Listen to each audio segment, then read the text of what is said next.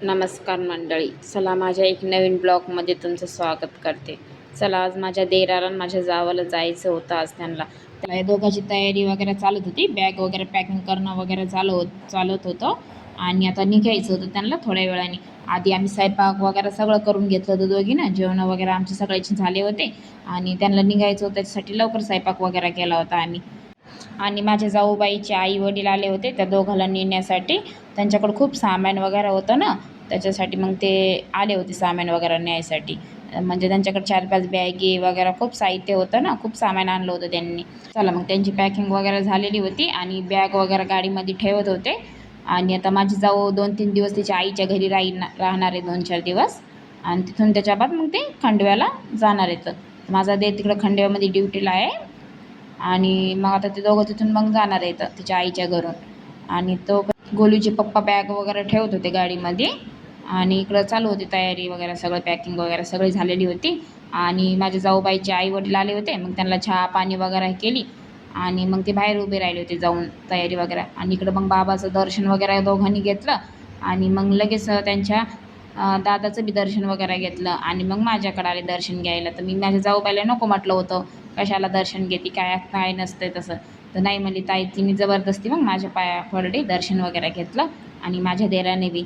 आणि इकडं बाबाचं खूप मन दुःखी होतं आणि त्यांच्या भावाचं बी मन दुःखी होतं. म्हणजे इतके दिवस राहिले आणि सगळं आता चालले म्हटलं घर किती खाली होणार आहे. एक ते खूप खूप दिवस येत नाहीत ना, 2-2 वर्षाच्या बाद येतात. आणि इकडं मग चालले होते बॅगी वगैरे ठेवणं माझ्या घरच्यांच्या. आणि इकडं माझ्या घरच्यांनी बॅग वगैरे ठेवली गोलूच्या पप्पांनी वगैरे. आणि इकडं मग शुभांगीचे वडील आई वडील मला बोलत होते आणि इकडं गोलूचं वेगळं चालत होतं. त्याच्या अंकलने त्याला पैसे दिले तर त्याचं विचार होता मला दुकानात वगैरे न्यायचं. पण मी सांगितलं आता नाही, नंतर जाऊ म्हटलं आपण बाळा. आणि इकडं मी शुभांगीच्या आई वडिलाला बोलत होते, म्हणजे माझ्या जाऊबाईच्या आई वडिलाला बोलत होते. मग त्यांना कधी म्हटलं ये जा म्हटलं घरी, आता आता गेलं तर ये जा म्हटलं कधीमध्ये घरी. मला म्हटलं शुभांगी आता बाहेर आली होती घरातून आणि दोघा भावाची आणि त्यांच्या वडिलाची काहीतरी थोडीफार मीटिंग वगैरे चालत होती छोटीशी. आणि मग आता आमचं घर पूर्ण खाली वगैरे झालं, सामसूम घर होतं आहे. आता आम्हाला करमत नाही, आता 8 दिवस तर कसंच करमत नाही आम्हाला. आणि इकडं मग त्यांची मीटिंग वगैरे झाली आणि त्यांचं काहीतरी चालत होतं दोघा भावाचं. आणि मग शुभांगी आणि आमचं गोलूचा लाड करत होती, पण गोलू कशाचा तिच्यापाशी चालला जातच नाही गोलू आमचा. आणि गोलू पण माझ्या पाठीमागे येऊन लपला. आणि मग गोलूचे पप्पा आणि ते बाहेर येऊन उभे राहिले आणि म्हटलं आता त्यांना वाटर लावून द्यायचं आहे. पॅकिंग वगैरे सारी झाली, बॅगी वगैरे सगळ्या गाडीमध्ये ठेवल्या आहेत. आणि आता गोलूचे पप्पा आणि बाबा त्यांना आता बोलतील काय पाय थोडंफार वगैरे. आता खूप वर्षाच्या बाद येतात ना, ते आले की 2-2 वर्ष येणं होत नाही माझ्या देराचं आणि जाऊबाईचं. आणि मग त्यांचं गप्पा वगैरे चालल्या होत्या. म्हणजे आता खूप मन असं नाराज वाटतं ना, दुःखी वाटते. 8 दिवस कसे राहिले कसे गेले काहीच कळालं नव्हतं ना आम्हाला. 8 दिवस मस्त आम्ही इकडं तिकडे फिरलो, शेगावला गेलो, असे मंदिर वगैरे केले आम्ही. 8 दिवस मस्त राहिलो सोबत. आणि त्या दिवशी माझी नणंद बी गेली, 4 नंबरच्या नणंद आल्या त्या माझ्या, एक मी व्हिडिओमध्ये टाकेले. आणि त्या बी गेल्या, त्यांच्या 2 मुली त्यांचे घरचे ते बी आले होते, ते 1-2 दिवस राहिल्या, त्या बी गेल्या. आणि माझ्या बाकीच्या 3 नणंद आल्या नव्हत्या ना, 3 नंदा अजून, त्या काय प्रॉब्लेम घरचा असल्यामुळं आल्या नव्हत्या त्या. आणि एकच नंद आली मग त्या बी त्या दिवशी गेल्या. तर खूपच मग आता बोर होतं आहे. आता हे बी गेल्यावर खूपच घर खाली होतं आहे, करमत नाही आम्हाला. आणि सानू तर माझी खूपच लडकुंडे आलती तिचे अंकल चालले म्हणून. आणि माझी सानू बी खूप लडकुंडे आलती, पण व्हिडिओ शूट करायला सांगितला होता मी तिला, मग ती व्हिडिओ वगैरे शूट करत होती. आणि गोलूचे पप्पाला तर खूपच असे लडकुंडे आलते. गोलूचे पप्पा खूपच असे लडकुंडे आले होते, खूपच लढत होते ते. त्यांचा भाऊ चालला होता ना, तर त्यांना खूप दुःख वाटत होतं. आणि त्या दोघा भावामध्ये एकूण एकावर खूप त्यांचं दोघांचं प्रेम आहे ना, खूप त्यांचं एकूणमेकात जीव आहे खूप.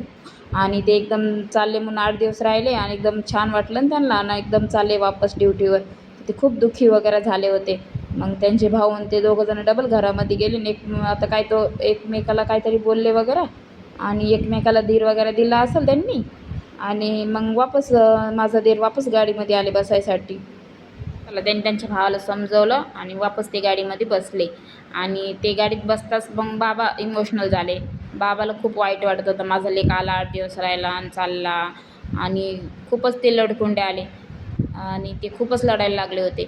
मग त्यांना समजून वगैरे सांगितलं त्यांनी, बाबा लढू नका वगैरे काही, मी येतो डबल दिवाळीला वगैरे असं सांगितलं आणि बाबाला सांगितलं शांत राहा म्हणून, त्यांना जायचं म्हटलं प्रवास करायचा आहे, लढू नका वगैरे वगैरे असं सांगितलं आम्ही. आणि बाबा मग थोडे शांत झाले. आणि ते भाऊ म्हटले मी कधीमध्ये आता माझं सुट्ट्या काढत जाईल, कधीमध्ये येत जाईल मी तुम्हाला भेटायसाठी असे म्हटले. तेव्हा मग ते दोघं शांत झाले. मग ते आता गाडीमध्ये बसले आणि निघाले. मग आता ते जाताना सगळ्याला असं खूप दुःख वाटत होतं, मला बी खूप असं कसं तरी वाटत होतं. पण आता जायचं म्हटलं असं लढायला जमत नाही ना, सगळ्याला खुशी खुशी वाटा वगैरे लावणं लागतंय ना. आणि माझी सासून मस्त व्हिडिओ शूट करत होती आणि तिची अंगठी तिला खिडकीतून बाय वगैरे करत होती. चला आता सगळं गेले आणि आमचं घर असं पूर्ण खाली झालं. मग आता घरात खूपच आम्हाला बोर वगैरे होत होतं. मग गोलूचे पप्पा आणि मी आणि सानू आम्ही सगळं वर टेरिसवर आलो गच्चीवर आमच्या. आणि मस्त मग आम्ही घाण झाली ती, मग मस्त त्यांनी झाडून वगैरे वगैरे केली आम्ही गच्चीवरली. खूप कचरा झालता ना, मग ते पूर्ण घाण वगैरे सुपडीमध्ये वगैरे भरली आणि खाली बाहेर फेकून दिली. आणि मग खूपच बोर होतं ना, मग काहीतरी मग मला टाईमपास करावं, मग ते थोडंसं मन शांत होऊन जाईल. घरात जीवच लागत नव्हता आमचं, हे पूर्ण घर असं आमचं खाली खाली वगैरे झालं होतं. पूर्ण घरामध्ये असं सन्नाटा एकदम खाली खाली पण असं वाटत होतं. थोडी बी घरामध्ये मजा वाटत होती. इतके दिवस होते सगळं हशिक मजाक वगैरे सगळे आम्ही सोबत मस्त हशिक मजाक वगैरे करून मस्त राहिलो होतो.